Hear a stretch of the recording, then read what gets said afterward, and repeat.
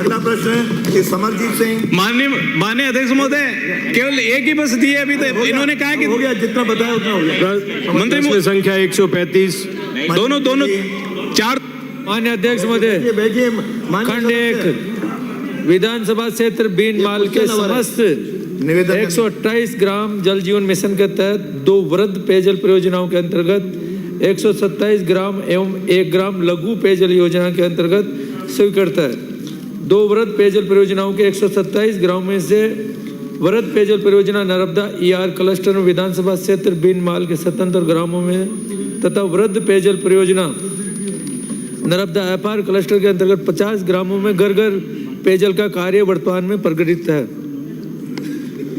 परियोजना के कार्य अनुसार नर्मदा ER क्लस्टर परियोजना का कार्य दिनांक 12/3/2024 तक पूर्ण किया जाना था। परियोजना की विस्तारित अवधि अनुसार मार्च सितंबर 2025 तक पूर्ण किया जाना लक्षित है। इसी प्रकार वृहद पेयजल परियोजना नर्मदा FR क्लस्टर का कार्य प्रगति पर है एवं दिनांक 15/6/2025 तक पूर्ण किया जाना लक्षित है। लघु पेयजल योजना सेवड़ी में स्वीकृत समस्त कार्य पूर्ण कर लिए गए हैं। ग्राम की डाणियों में जल जीवन मिशन के तहत पेयजल के कार्य करवाने हेतु संशोधित स्वीकृति हेतु प्रस्ताव प्रक्रियाधीन है। योजनाओं का विवरण परिशिष्ट ऐप पर संलग्न है। खंड 2 स्वीकृत वृहद पेयजल परियोजना ER व FR क्लस्टर के अंतर्गत ग्राम व उनकी डाणियों को सम्मिलित किया गया है एवं उक्त कार्य चरणबद्ध रूप से मार्च जून 2025 तक पूर्ण कर लिए पेयजल उपलब्ध किया जाना लक्षित है। लघु पेयजल योजना ग्राम सेवड़ी की डाणियों को लाभान्वित करने हेतु संशोधित योजना की स्वीकृति के प्रस्ताव प्रक्रियाधीन है। खंड 3 राष्ट्रीय जल जीवन मिशन के दिशा निर्देशानुसार वृहद पेयजल परियोजनाओं के कार्य पूर्ण होने के उपरांत संबंधित ग्रामों के विलेज ट्रांसफर चैम्बर से पहले के आधारभूत संरचनाओं के कार्य का संचालन एवं संधारण विभाग द्वारा किया जाएगा। विलेज ट्रांसफर चैम्बर से आगे का संचालन एवं संधारण संबंधित ग्राम की जल एवं स्वच्छता समिति VWS द्वारा किया जाएगा। माननीय सदस्य। अध्यक्ष महोदय, जैसा कि मंत्री महोदय ने खुद ने स्वीकार किया और मैं आपके मार्फत बताना भी चाहूँगा कि ये योजनाएं ER प्रोजेक्ट और FR प्रोजेक्ट सन 2013 से चल रही है। 10 साल हो गए इन योजनाओं को और आज भी हम तारीख पे तारीख दिए जा रहे हैं। मेरा ये निवेदन है कि सरकारें इधर की भी आई, इधर की भी आई और गई, और आज भी आप देखिए इसमें सितंबर 2025 की तारीख दी गई। किसी भी ठेकेदार को 3 महीने का समय दो, उस पर पेनल्टी लगाओ, उस पर कार्रवाई करो ताकि ये कार्य तो पूरे हो। मैं निवेदन करना चाहूँगा कि जो जानकारी दी गई, हमारे एरिया में जो FR प्रोजेक्ट है उसके अंदर लाइनें तो बिछ गई पर पानी अभी तक नहीं जा रहा है। जिनको पूर्ण बता दिया गया मंत्री महोदय, वहाँ पे भी ढाणियों के अंदर पानी नहीं पहुँच रहा है अभी तक।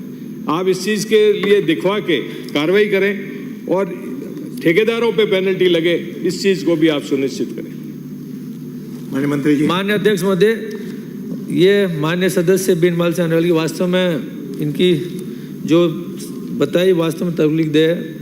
परियोजना का कार्यादेश दिनांक 24/9/2013 को राशि ₹372 करोड़ का जारी किया गया था। कार्य पूर्ण करने तो निर्धारित दिनांक 3/10/2016 थी। अब तक राशि ₹327 का व्यय किया गया है। संवेदक द्वारा देरी से कार्य करने पर राशि 20.98 करोड़ रुपए शासित रोकी गई है। कार्य की पूर्णता की संभावित तिथि 30/9/2024 है। ये तो ट्रांसमिशन का काम और ER ट्रांसमिशन देरी के कई कारण है। इसके अंदर जमीन के कारण मुख्य हेडवर्क्स पालड़ी सोलिकियान में दिनांक 2/3/2015 को आवंटित की गई और कैनाल ओपटे गांव डेडवा में दिनांक 1/7/2016 को आवंटित की गई। इसके अतिरिक्त हेडवर्क्स डी गांव को खारा में स्थानांतरित किए जाने का मुख्य रूप से फर्म द्वारा परियोजना कार्य धीमी गति से किया जाना है। ये बहुत से इसके कारण है। मैं आपको विश्वास दिलाता हूं कि जिस कॉन्ट्रैक्टर का जो लगभग 26 करोड़ रुपए इसका अब तक पेनल्टी लगाई गई है, जबकि इसकी पेनल्टी लगनी थी 40 करोड़ रुपए। उन अधिकारियों के खिलाफ भी मैंने कल बैठक लेके उनकी मीटिंग की है और उनसे डायरेक्शन दिए कि जितना उन्होंने देरी की है उससे परफॉर्मेंस में जितने उनकी LD कटनी चाहिए उतनी काटे। ये भी मैंने कहा। इसके साथ साथ जो काम ER क्लस्टर FR का इनका जो इन्होंने जो देरी 15 महीने आगे बढ़ाई है, ये भी इन्होंने गलत बढ़ाई। इसके लिए भी मैंने इनको डायरेक्शन दे दिया। इसको मैंने आने वाले 6 महीने में कैसे पूरा करें, वो नहीं करेंगे तो दूसरे कॉन्ट्रैक्टर से कराएंगे। ये मैं आपको सदन के माध्यम से विश्वास दिलाता हूँ। माननीय अध्यक्ष महोदय, मैं आपसे निवेदन करना चाहूँगा कि जो ढाणियाँ छूट गई है और जो कमेटियाँ बनी हैं BWMC, उनके मार्फत भी कोई सुझाव आएंगे क्या? उनको भी लेके लोगों को राहत दी जाएगी। और सबसे बड़ा प्रश्न जो मैं पूछना चाहता हूँ, हमारे यहाँ नर्मदा से पानी सप्लाई की स्कीम बनी है और ओरिजिनली PhD जो डिपार्टमेंट स्कीम करता था, इन दो पार्टों के बीच में गांव वाले फंस गए।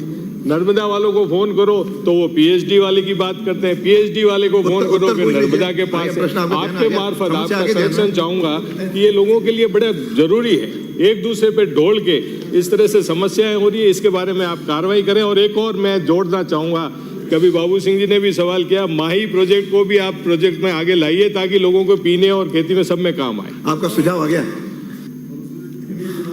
माननीय सदस्य जी की वास्तव में बहुत जो कह रहे हैं, जो काम करने में और जनता के अंदर जो हमारे जनप्रतिनिधि जाते हैं तो कई चीज़ों की तकलीफ आती है। इनकी जो इन्होंने सवाल उठाया वो वाजिब है।